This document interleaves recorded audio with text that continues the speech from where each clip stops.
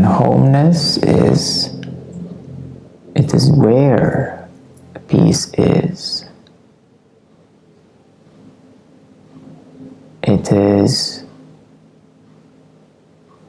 where love is. It is where happiness is. It is where any feeling is.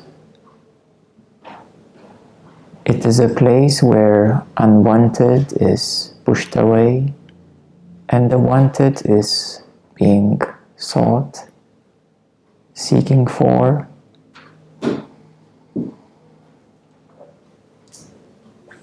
And most of the time you miss the home because you continuously resist the unwanted and continuously seek for wanted. And there is a deeper ground.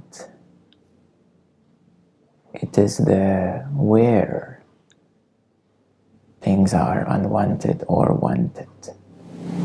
A thought arises, or as soon as understanding arises,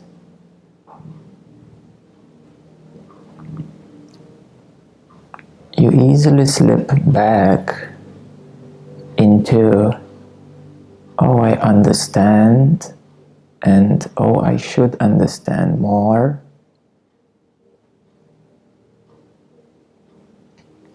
So you slip back into a process of the mind.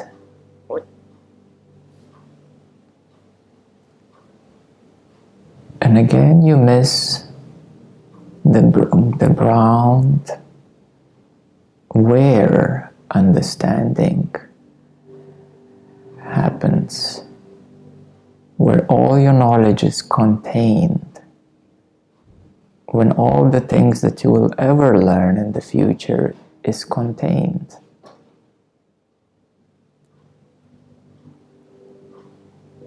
There is nothing more to learn. You will never learn more than the ground where knowledge is contained.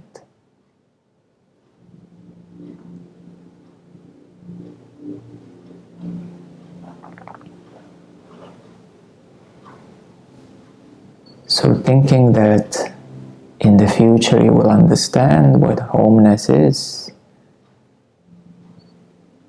postponing and overlooking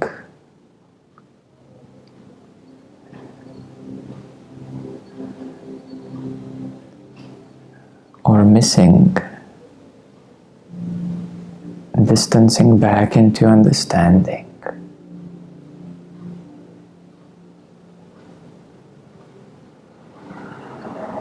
Or even ideas of I'm ready or I'm not ready.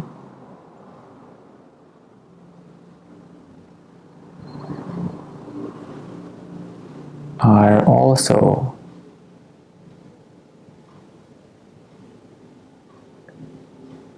understanding of the mind.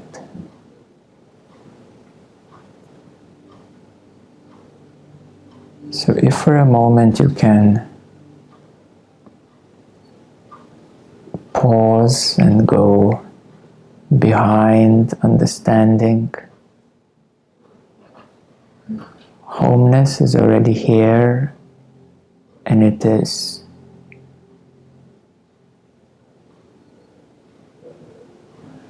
holding understanding. It is holding the process.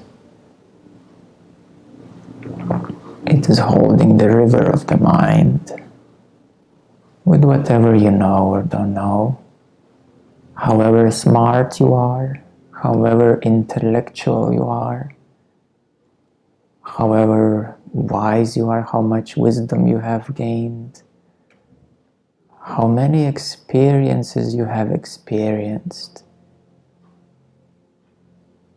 even lifetimes, doesn't matter.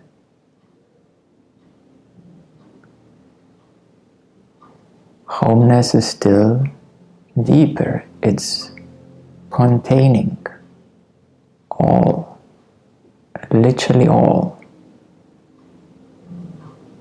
And then you say, okay, so now I get it. No, you don't.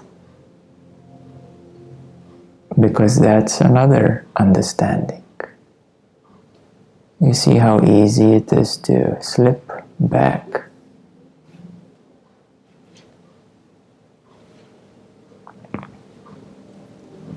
And then the mind will say, all right, so will I give up? As I can't do anything. And somehow you are aware of all the strategies of your mind, of all that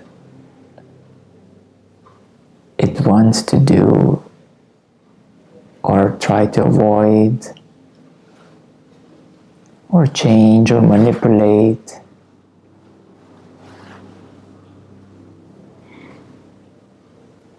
So it is the space that contains the doing, that holds the doing.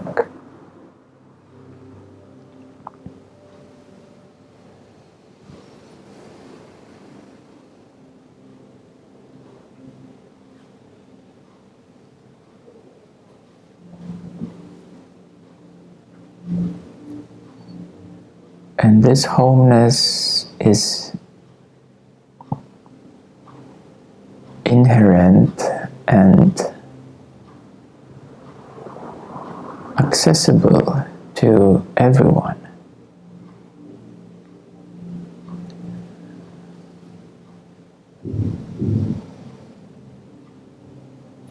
And the only obstacle is how much value you give to the mind, or how much you care or don't care about anything.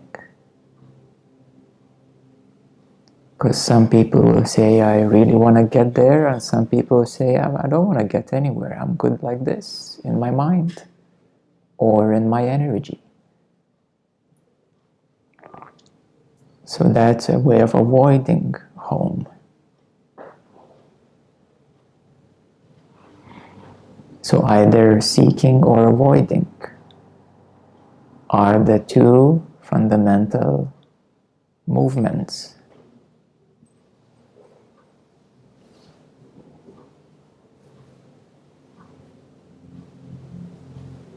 And they both occur in the homeness of now.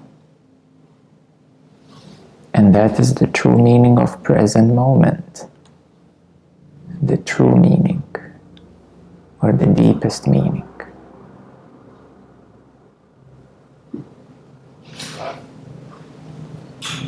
And I'm not trying to give you more understanding, but to gently guide you back to the homeness.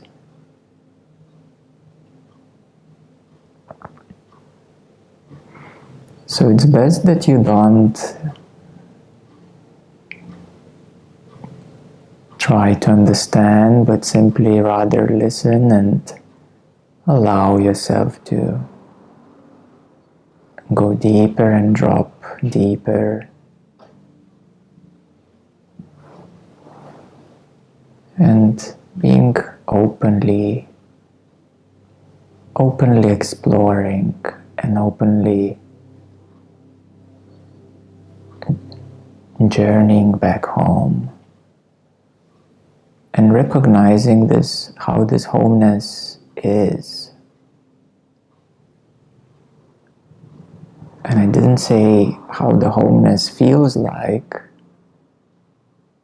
because even feeling at home is a certain heartful feeling.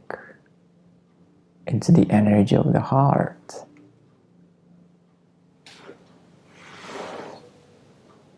So I'm guiding deeper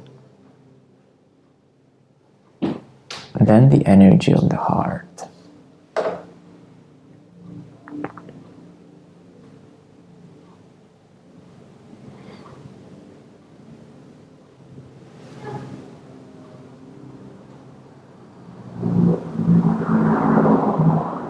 So I'm pointing to the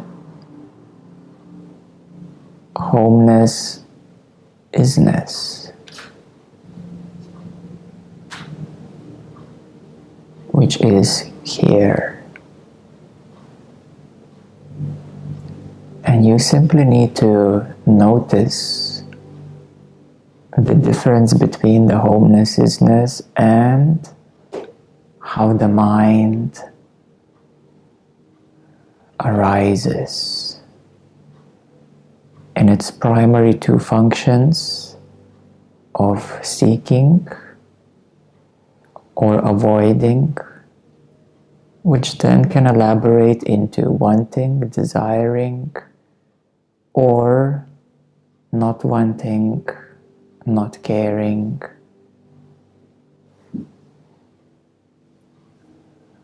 resisting,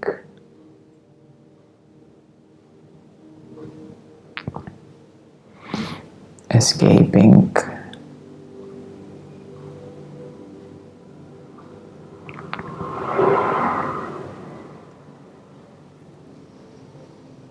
And the mind has really nowhere to go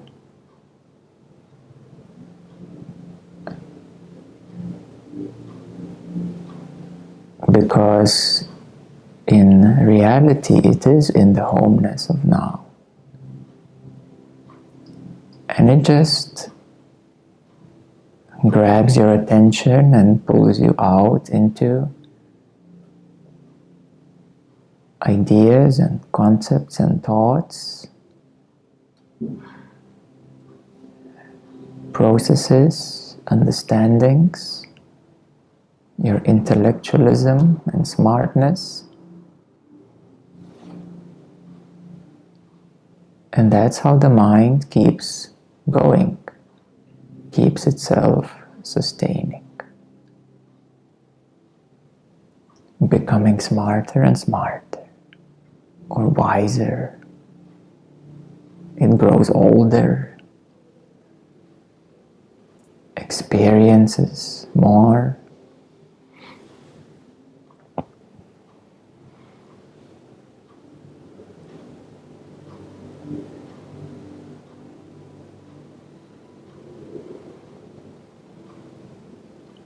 So in this meeting, I would like to invite everyone to share,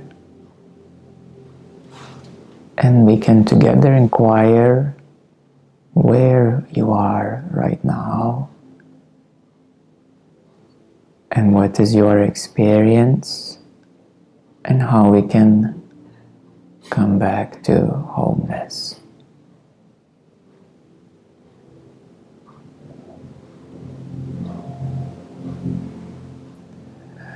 So, would you like to start?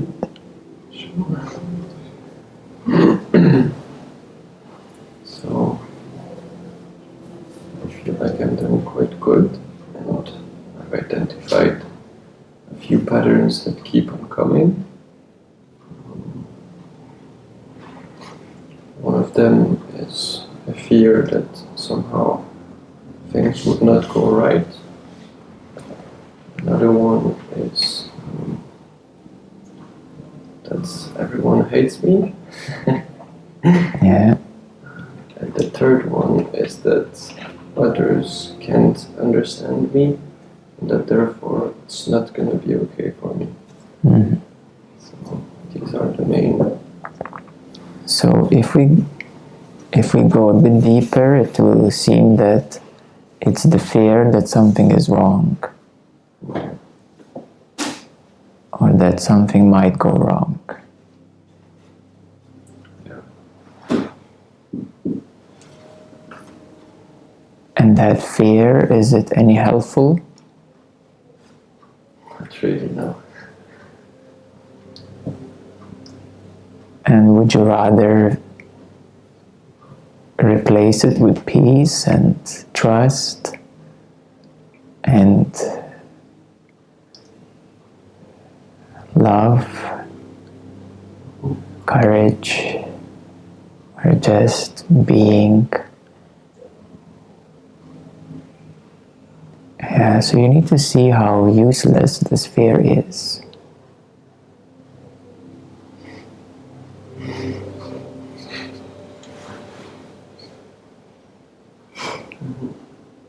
It gives you nothing good, nothing beneficial. It doesn't even protect you. It's doing the opposite. At least the fear should protect you. With this one, it doesn't even protect you from anything.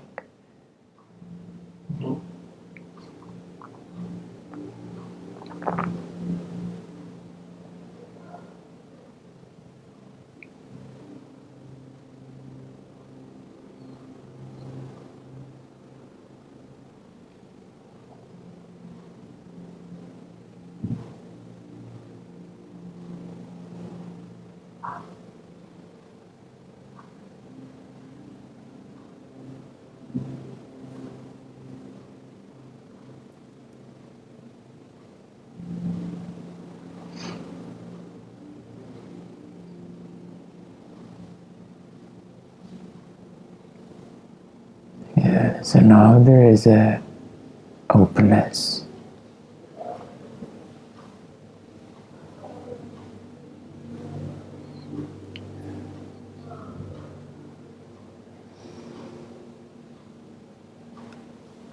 And it's a subconscious pattern,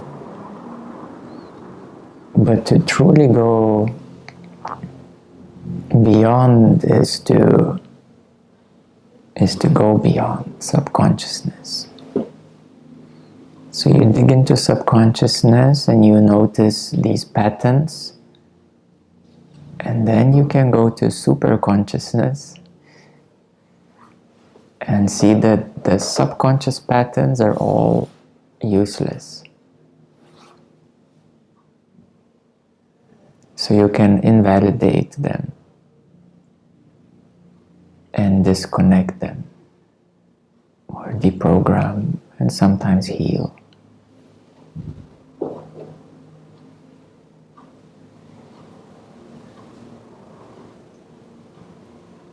I've realized that sometimes they simply drop when, as you said, when the truth is seen.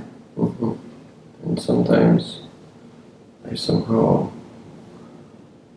make love with them with some affirmations and some more. Yeah, deprogramming, yes, and neutralizing them, yes. Yes.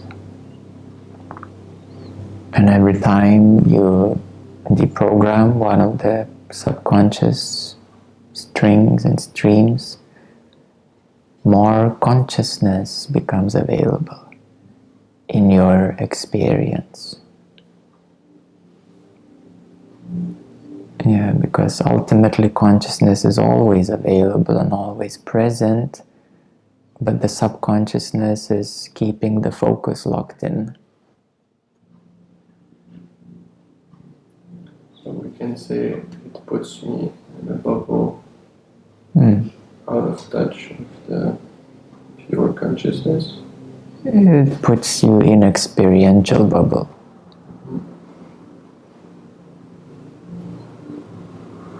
But always know and trust that full consciousness, pure consciousness is always here. That's the homeness. That's what illuminates the subconsciousness. That's how you can recognize the patterns, the uselessness of those patterns. So when I recognize it, I can somehow burn through these bubbles by reopening constantly myself. Yes, and that's again of deprogramming and detaching and burning and healing, doing the subconsciousness work so that you open more consciousness.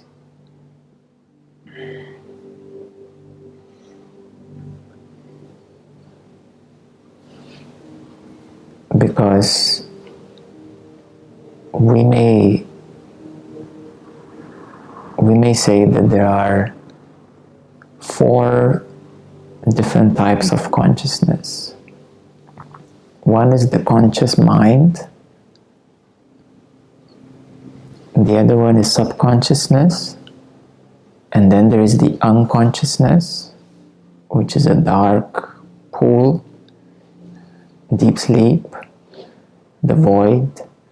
And then there is the pure consciousness, full consciousness.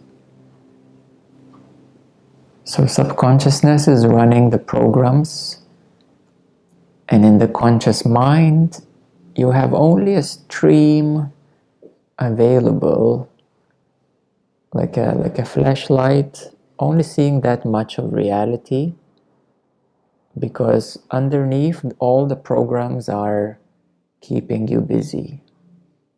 So the focus is very narrowed. So you have only a small stream of view, which is filtered through all the programs of subconsciousness.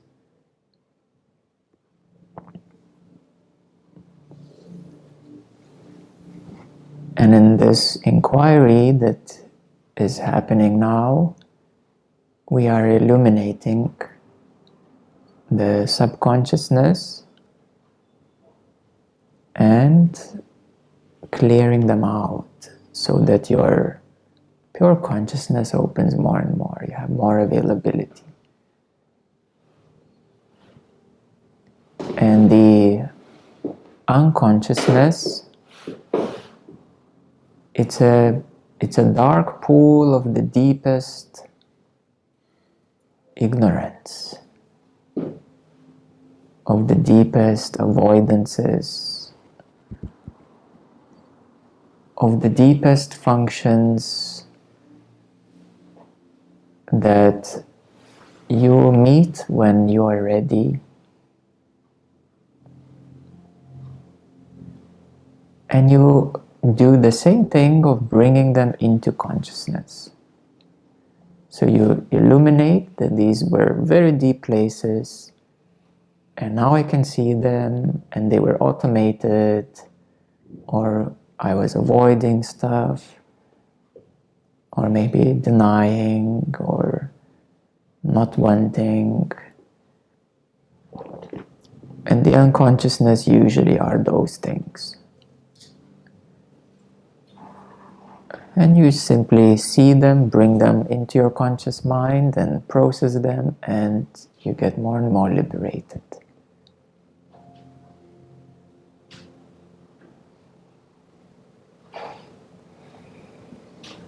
So you are already on the right path to deprogram and in various ways, and bringing everything into consciousness. And then that allows the conscious mind to expand more. And the filters become clearer of the subconsciousness. There's more clarity. So the full consciousness is clarity. It's a clarity of your current moment-to-moment experience. What is happening moment to moment. It is that clarity. So nothing really escapes.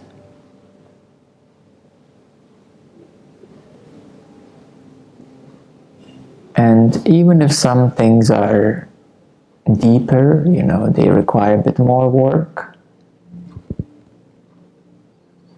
But regardless,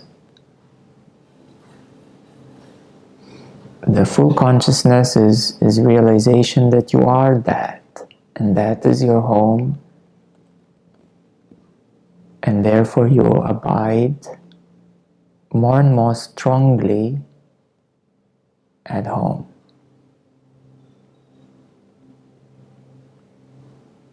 And that is, we may say, the experiential integration.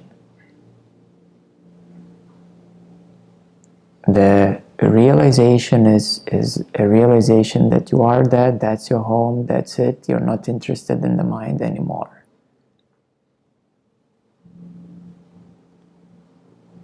And then there is the experiential integration. Digging deeper, unrooting deeper, and all the subconscious stuff, and abiding more and more strongly as that.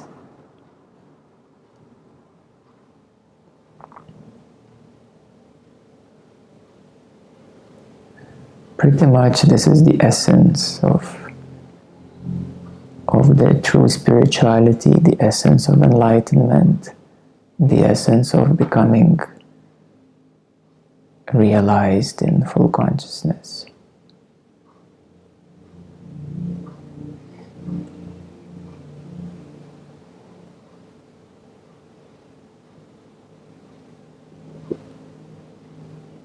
And this is more important than a peaceful meditation.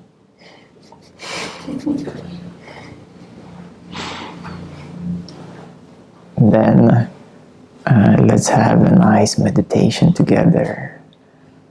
Let's have like a little journey here and there. Yes.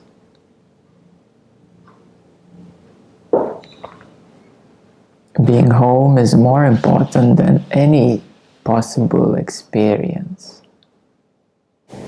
I feel like the feeling of not being enough is something that stays a bit around everywhere. Mm-hmm. And it keeps me from like doing things fully. Also the feeling of not doing the right things. Okay, and what is the image of perfection?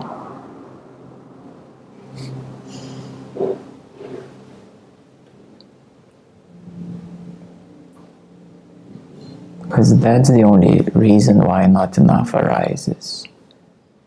Because you hold the not only idea but image of perfection.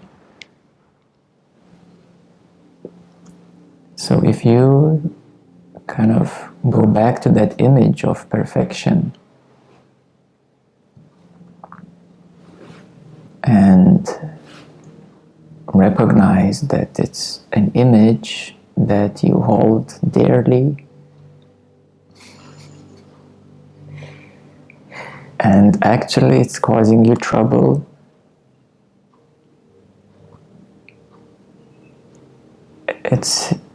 it's quite difficult because, you know, every girl, you know, looks at the picture of a princess and, oh, I want to be that. And every boy, you know, sees an astronaut.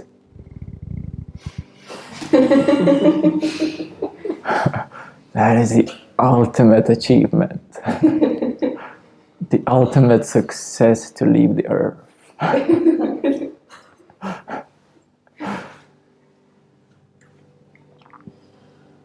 And from the childhood, that's how programming starts. That the women are programmed, you know, towards the images of perfection and beauty and all, you know, all these stereotypes. And the boys are also programmed towards, you know, the astronaut, the fireman, the policeman, the businessman, and then as you grow up a bit, then success, money, and, you know, and then being rich for the guys, you know, it's all. And from these initial images, it then reinforces, the whole media reinforces those images. And then everybody, guess what they're doing? Trying to fulfill those images.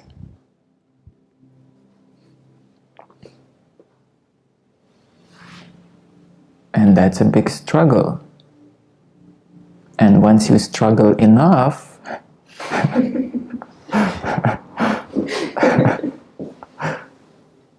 And you start reading some self-help books. How to make your life better, how to accept yourself, who you are.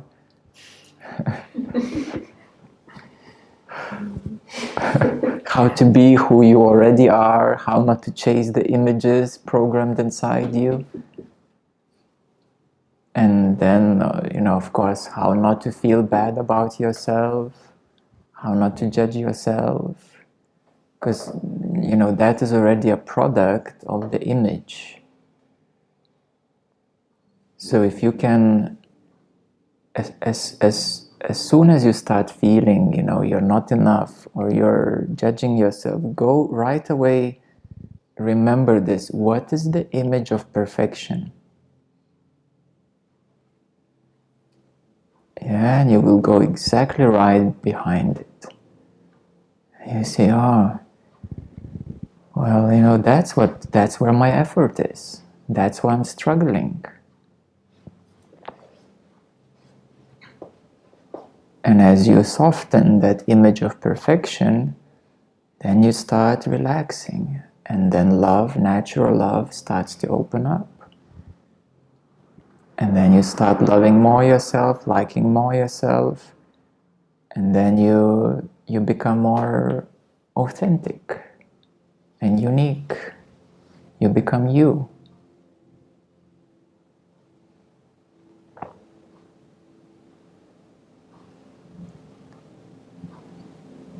So for the media, there's not much business in you being you.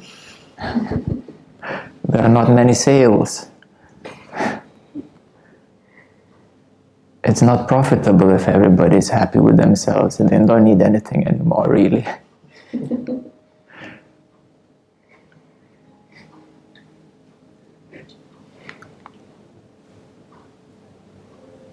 Yeah, so there is a big struggle with perfection, with the image. An image is not, it's the picture. Yeah, the picture that you hold in your mind, the picture that has been instilled at the back of your mind. And then everything you do is you try to match that image, and you demand from the reality and universe that everything needs to align to match that image that you hold in your mind. You demand from the universe, in a large sense, that the universe must match the picture in your mind. And therefore, the universe is not functioning like this, and it gives you trouble. You are struggling.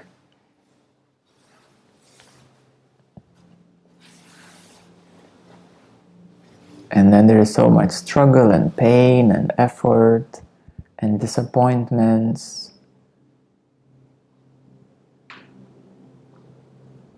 And depressions and sadness.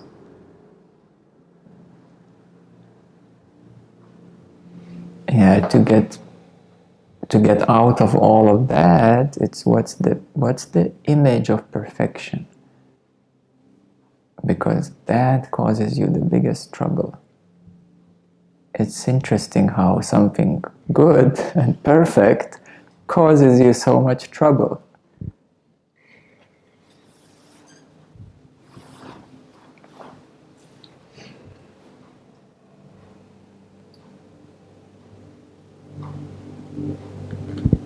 Yeah, so softening that image at the back of the mind. And if it's difficult to access it, you can close your eyes, you can meditate a bit, and what's my image of perfection? Something is going to flash up in your mind.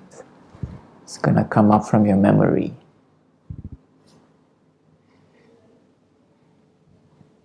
Yeah, so with the little meditation, it will always come up.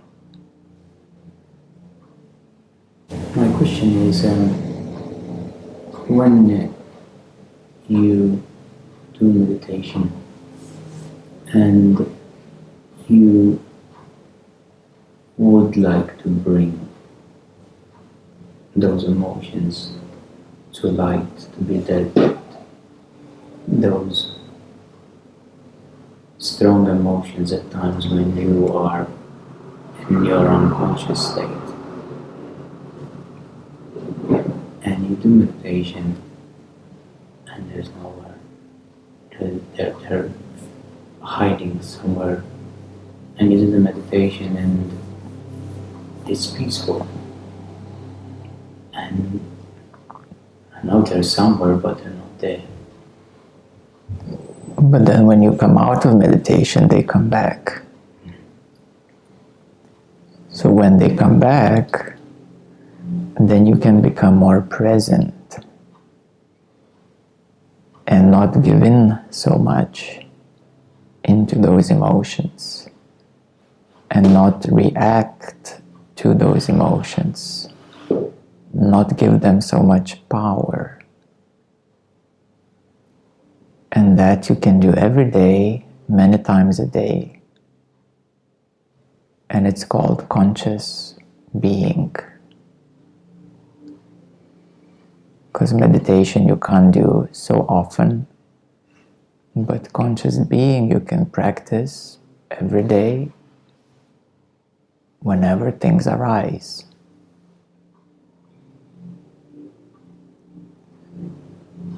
But is there a way you can fish them out? They come back by themselves. Because I had the experience before when they did come out from meditation, and it was really, really good. And when they come out, when you are doing your from day to day, you handle them, you are more conscious. Yes. Very much so. In meditation, things come up accordingly to what is accessible or available at that time. So that's one part of the conscious being. But the other part is whenever things come up in a daily life, to work more consciously with that. And that is actually a much bigger part of the day than the meditation parts. So you don't need to force fishing things out. Just deal with things as they come up. Yeah, deal with things as they come up. And that becomes a bit easier. You also have an image of, I have to. Yeah, somehow you're pushing yourself. You're demanding something from yourself. Why? Because it will make you feel happy, or it will give you a sense of achievement.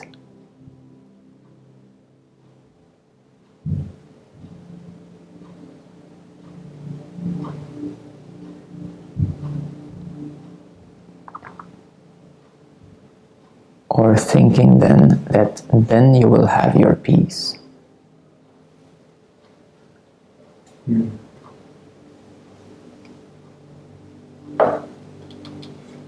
But now, in the past, you needed that demand. But now, you don't have to. And you can relax the demand. You can soften it. And just deal with things as they come up. Because the obstacle now is that demand that you push. And that makes your energy contract in your mind.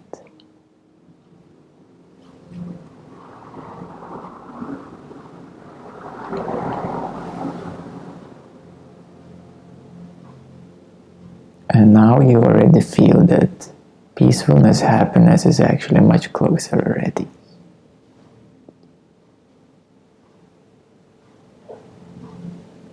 And that is real. I felt pretty good sleeping here before you entered. It was pretty deep, silent, not too much going on. And I enjoy being with Esra, because then I feel again like a child. And for me, most of the language drops. I don't need to use the mind too much. I act more natural, out of my natural being, without thinking, just being myself. And this feels really, really good. And the connection with children has always been very good for me and very nourishing for me. Just be with them. I don't have to teach them. Rather, I have to think they teach me how to be more natural. Yeah. Definitely.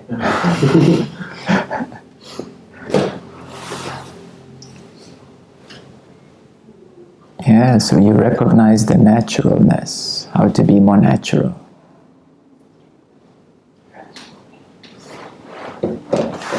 Yeah, being yourself.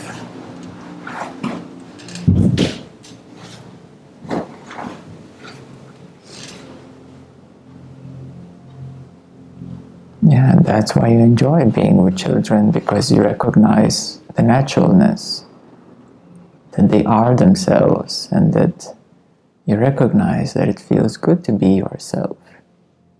And it's also good to know that you are always supported.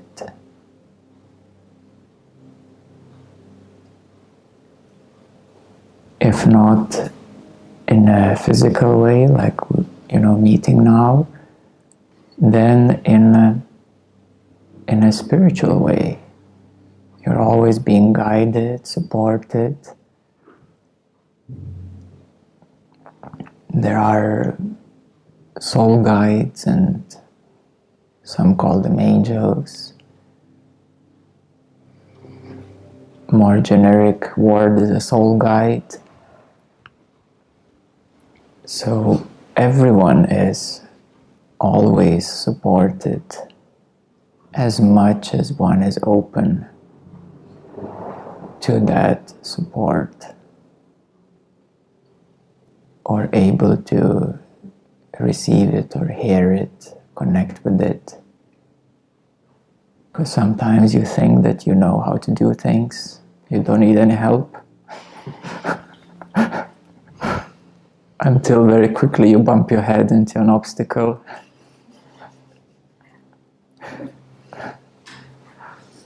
I know how to do things. Don't tell me.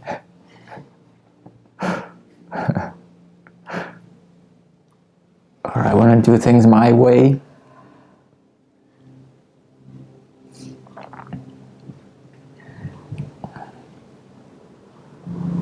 But more personally to you, Michael, is to know that you're always supported.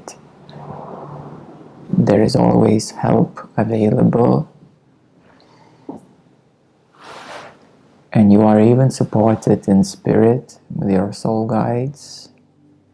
You can learn how to connect with them. We can give you advice.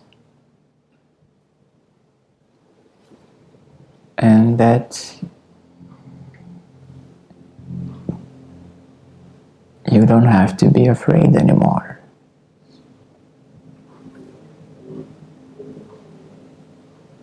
That you will be left alone and you will get hurt. You don't have to be afraid anymore.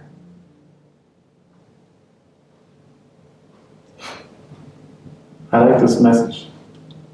Thank you. It feels good. good to hear that. Yes. Because I know how it feels when I'm hurt. That you should start forgetting.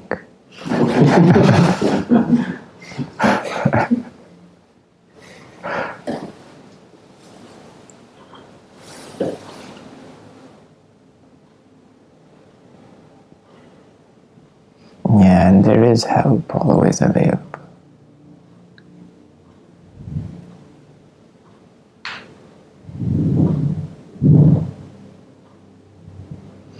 The first rule of communication with soul guides is ask, believe, receive.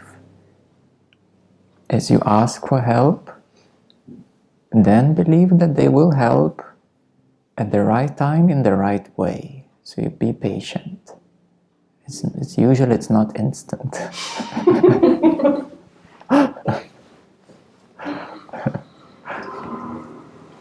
So that's why there is belief, the second rule, and be a bit patient that, you know, they're so much wiser and smarter and they can see things from a higher place, and they will help in their best way. So you need to be open of how they will help you. And that's how you receive, by being open of how you will get this help. And to make the communication a lot easier, the cards are called the Skype. You pick a card and that's your message. And you can pick your card every day. You can even have 3 decks, 5 decks. If you like angels or archangels or ascended masters or anybody else.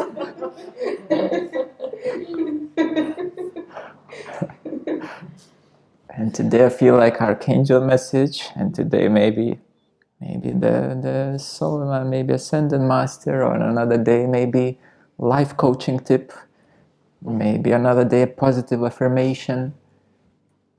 Yeah, you can have your full deck, and that's your hands are the Skype, and you just like, and you pick your messages, and here you are. You got it all right in front of you, laid out.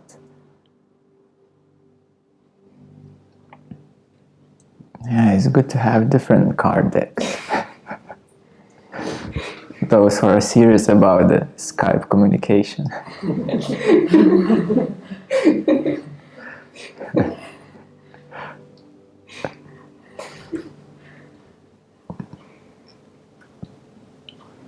And of course, meditation is another part, and before you go to sleep, you can put intention in your dream to communicate.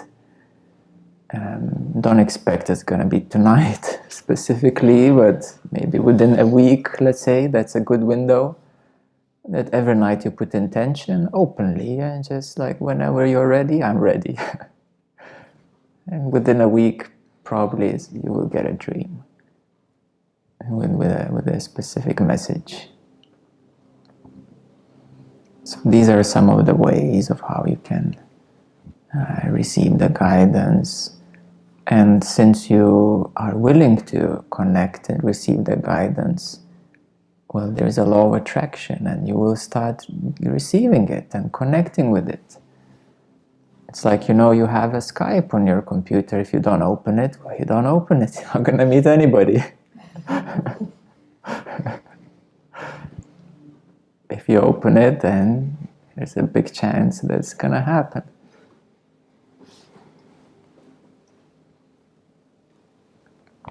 Yeah, so there are many ways, and there are more ways, and you can discuss about that. Yeah, but the universe is very inhabited. You know, we're thinking we're alone, you know, I mean, how many animal species there are, how many insect species there are, how many bacteria species there are, you know, how many nature spirits there are. It's like the universe is packed with life. It's literally packed. Yeah, really packed.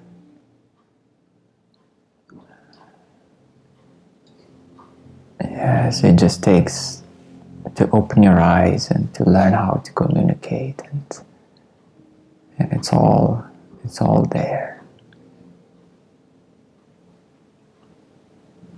Somebody just wants you to believe that there's nobody out there. I guess some of you already know who wants us to believe that there's nobody out there. But all religions recognize angels, isn't it? Christianity, of course, Hinduism, Buddhism. Buddhism has a cosmology, and Hinduism for sure, and Islam too. All religions recognize there are higher beings. And then ufologists say that these are many different kinds of ETs, and but in one way or another way, everybody knows that there are many higher beings, but somehow there is a collective program that we are alone. Do you get that? Interesting, isn't it? Everywhere it's openly, every religion says there are, but somehow everybody, there's a collective program in the human collective consciousness that we are alone, although it's not real. And for thousands of years, all traditions, religions, on all the saints and Jesus and Buddha and everybody said that we're never alone. So something suppresses the human mind to believe that we are alone, although that's absolutely not real.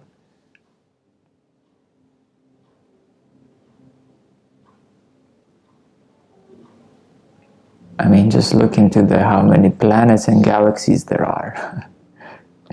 Definitely we're not alone.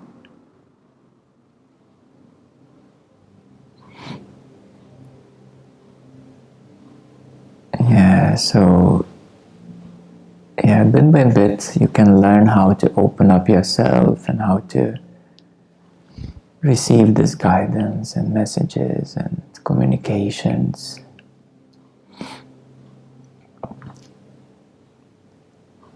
Yes, and that is really essential.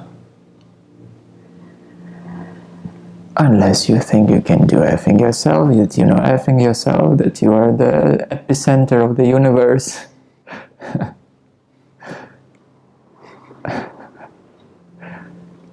And that's another belief of the collective humanity, that the whole universe must spin around the earth. Where does it come from that we oftentimes think we are alone? It's a program of separation. It's actually a mind control program. This is in a large sense of the whole civilization. And then individually, of course, then you since it affects everybody, then everybody probably will confirm to you in one way or another. Yeah, but that feeling of aloneness is not real. It's a feeling, it doesn't feel good. Yeah, of course. If it doesn't feel good, is it real? Is it really real? Is it natural? No. That which feels good is natural. That which doesn't feel good is not natural. Diseases are not natural because they're out of harmony, out of balance. The mind is not natural because it is out of harmony, out of balance with Homeness. And that's why things don't feel good, because they're not natural, they're not real. Or they're harmful. Or they're not harmonious. Unnatural. So feeling of loneliness is unnatural. And what is natural is to feel at ease, at peace, connected, happy, like children do.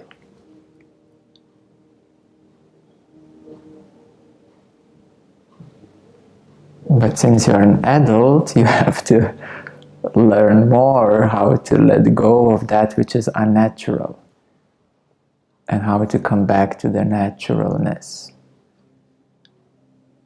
And that's the challenge.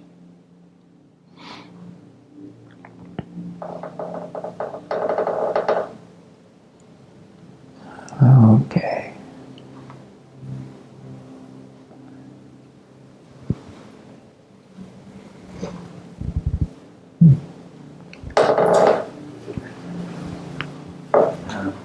Recently, I have been asking for guidance from angels and soul guides, and I have been receiving it. And I start to trust and kind of follow intuition more and more. And one thing coming up just today is to avoid discontinue avoidance and try to be more and more present. And as I do that, I'm faced with different emotions, like some that I never really even realized that I had, like becoming really annoyed and things like this, quite unusual. But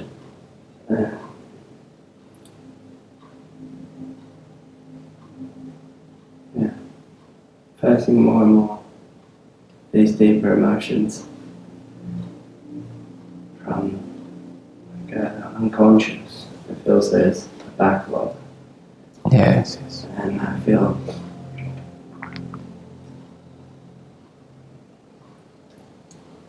kind of opening that up. And I remember you said once you have to let the whole ocean in. So I'm kind of getting myself ready to take that step. I feel I've been opening up a little bit, maybe just a little bit. But for the most part being quite sheltered, like kind of setting up circumstances so that I wouldn't have to have exposure. So I wouldn't have to, I wouldn't be exposed, and now I'm opening myself up more to exposure and trying to relax and be comfortable in that.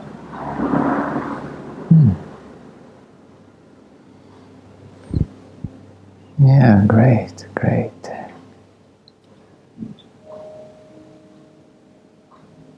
I'm not sure there's. I'll maybe have some tips on how to do that. I suppose just have to be brave and continue to come back in 100,000 times. Continue to Yes, exactly. Yes, yes, yes.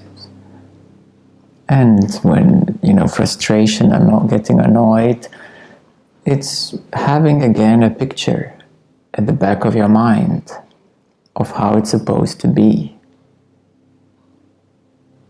Yeah, and then trying to match the reality to how it's supposed to be sometimes doesn't work and you get annoyed.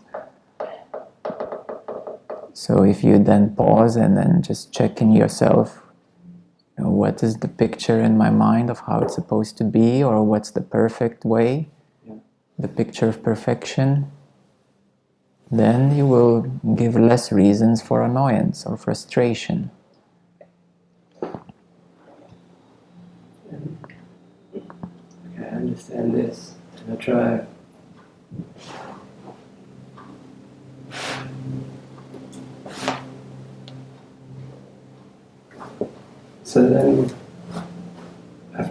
become comfortable with things almost always not being perfect, or not being how to work towards an ideal.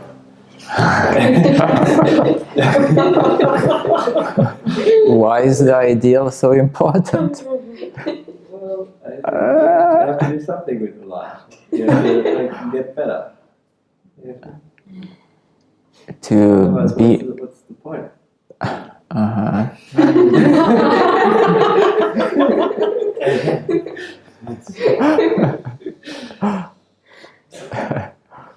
The point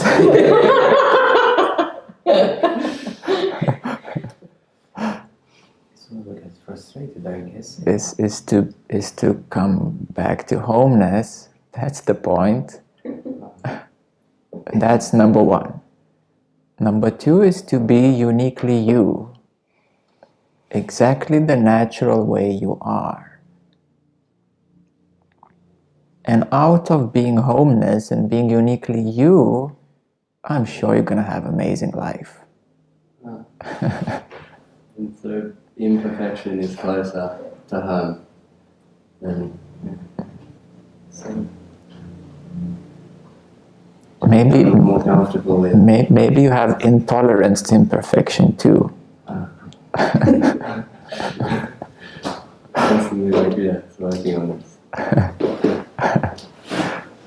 Yeah, so you can make a list of, maybe everyone can make a list of avoidances, intolerances, and then on the other side, perfection, images of perfection, and all your problems are laid down in front of you in one piece of paper.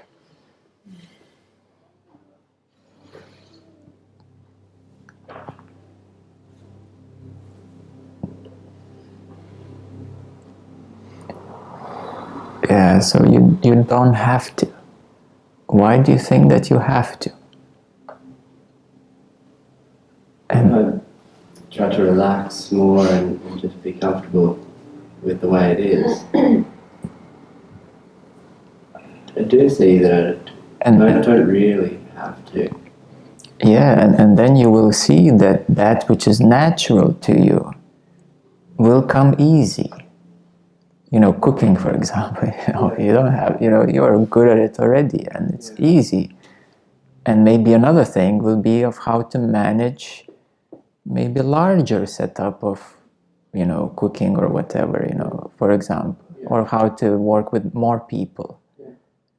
And since you drop the perfectionism and how it has to be, and you relax a bit the intolerances, then you have better communication with people. And I say, oh, I might be good at this too. And then, things become easier.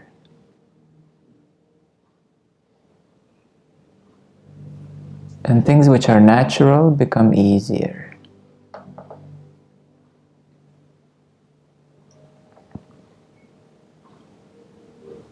And how to allow things to be imperfect. By not wanting them to be perfect. Yeah. By not pushing them. Yeah. By intolerance, that's the word for you. Yeah. Yes.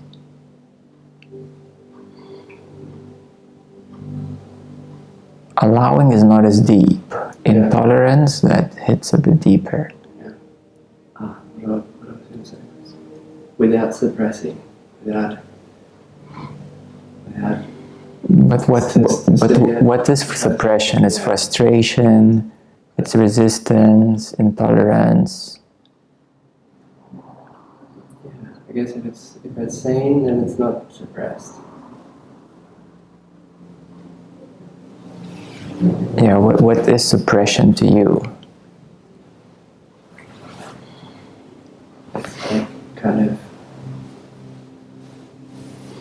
I can't let it be this way, isn't it? Or ignoring it. Yeah, or allowing it, but then being upset with myself and kind of not addressing it. outside, where maybe it could be simply a matter of communication. Yes, as well, yes, yes.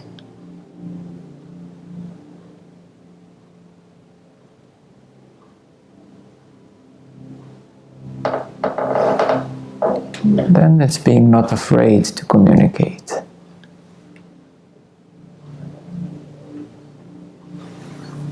Because maybe what you're trying to be nice or to avoid conflict, and therefore you don't communicate, and therefore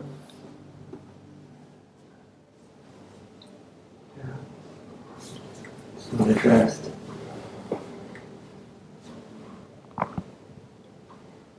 And it's suppressed. yes, yes.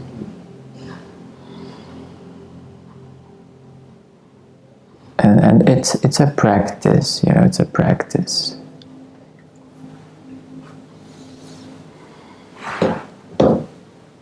Because all of these are qualities and conditions, and just bit by bit you grow. You grow, and you meet challenges, and you do your best, and that's how you grow. And at the same time as these qualities are polishing, then your consciousness is expanding. Your consciousness expansion is number one priority. Polishing of qualities is number two. Sometimes you have to work on some issues that your consciousness opens more.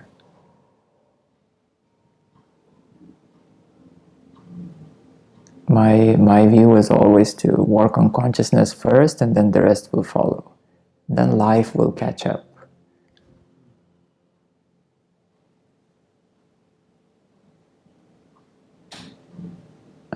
Yeah, then the polishment will catch up.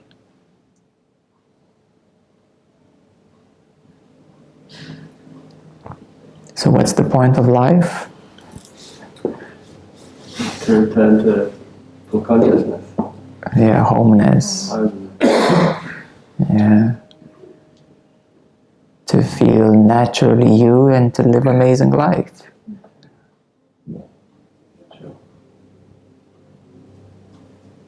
And to continuously experientially grow in whatever you do.